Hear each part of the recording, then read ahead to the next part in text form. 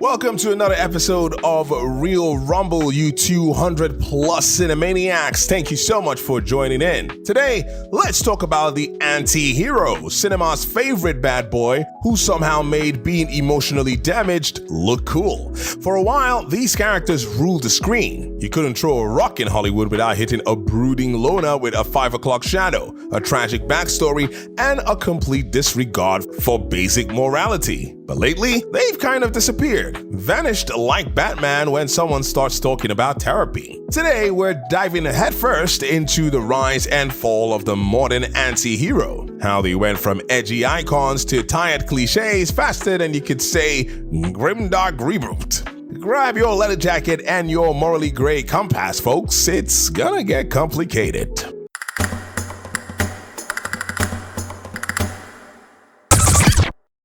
So, what even is an anti-hero? Look, let's go to school a little bit. An anti-hero is basically a protagonist who forgot how to be a role model. Got it? Good.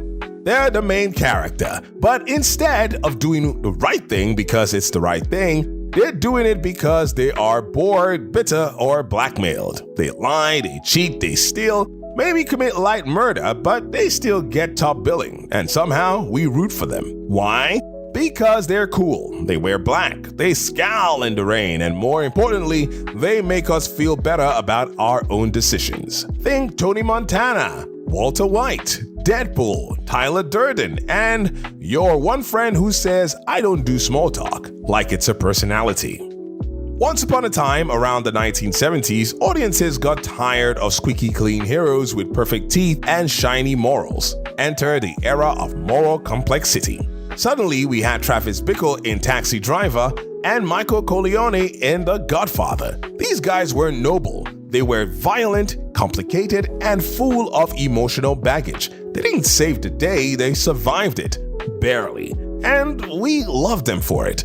By the 2000s, anti-heroes weren't just cool, they were mainstream. Batman got dark, Wolverine got broody, Tony Stark drank, snarked, and built weapons in caves. Even kids' movies had Shrek, a literal swamp monster with abandonment issues.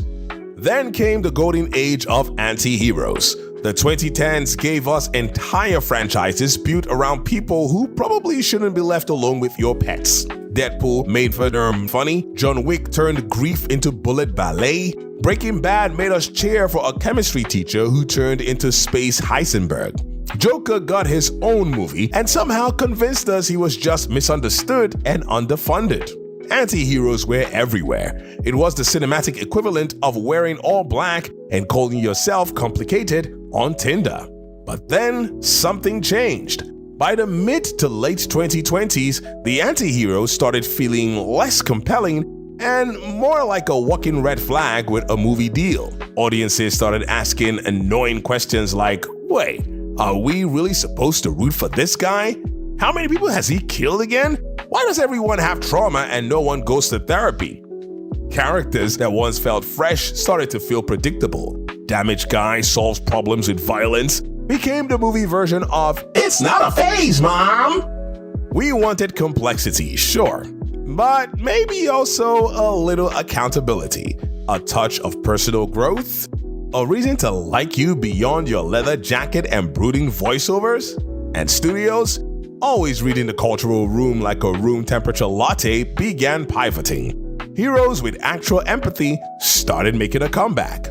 Today, the anti-hero is at a weird crossroads. They're not gone, but they've definitely lost the throne. Now, we're seeing a shift. Superheroes like Spider-Man, actual nice guy energy, are back in the spotlight. Films like Everything, Everywhere, All at Once gave us flawed, confused, relatable protagonists who aren't brooding, just overwhelmed. Even Spider-Man is learning emotional intelligence.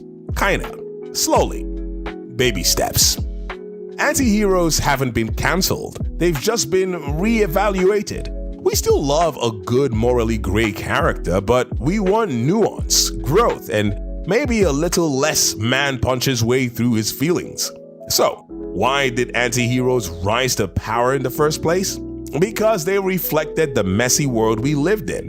They spoke to the cynicism and disillusionment and the need to watch someone who wasn't perfect still get stuff done. And why are they fading now? Well, because the world got messier, and suddenly, the fantasy we wanted wasn't a charming jerk who burns everything down. It was someone who tries to build something instead.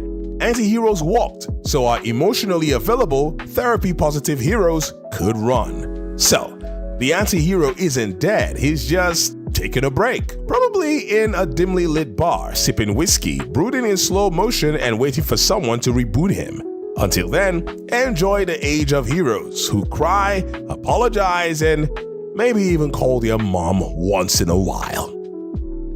Thank you so much for watching this video right here on Movie-matic. Hit that like button, of course, if you like what you just watched, and do subscribe to Movie-matic for more cinematic soul searching, and drop your favorite anti-hero in the comments. Bonus points if they actually had a redemption arc. Until next time, stay complicated, but in a healthy way.